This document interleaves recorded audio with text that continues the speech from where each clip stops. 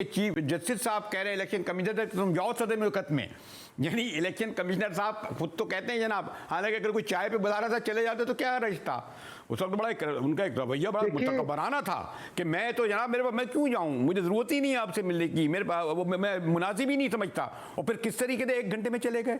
तो क्या लोग जो देख रहे हैं, हम जैसे थोड़े बहुत पढ़े लिखे तालिब इल्म, क्या आप ये समझते हैं हम सब फूल पैराडाइज में रहते हैं? देखिए, उस वक्त भी मैंने भी बार बार इस चीज का ऑब्जेक्शन किया कि जब सदर मुमलिकत ने आपको लेटर लिख के बुलाया है मशावरत के लिए, तो ओहदे का तकाजा ये था कि आपको जाना चाहिए था।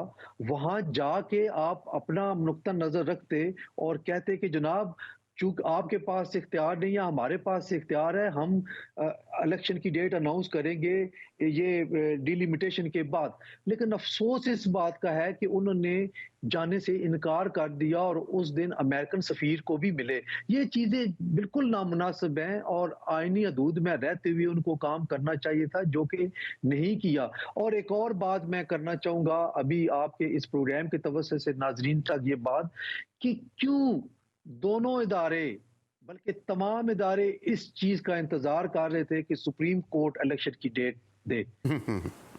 हर एक की आईनी जिम्मेदारी उन्होंने क्यों नहीं पूरी की?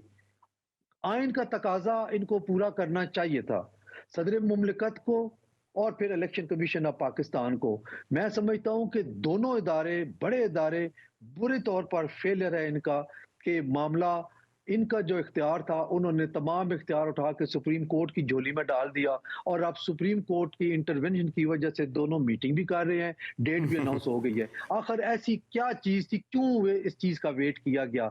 जहां प्रॉब्लम यह है कि कोई भी इंस्टीट्यूशन, कोई भी बंदा अपने तौर पे अपनी ड्यूटी सर अंजाम देने के लिए तैयार नहीं है।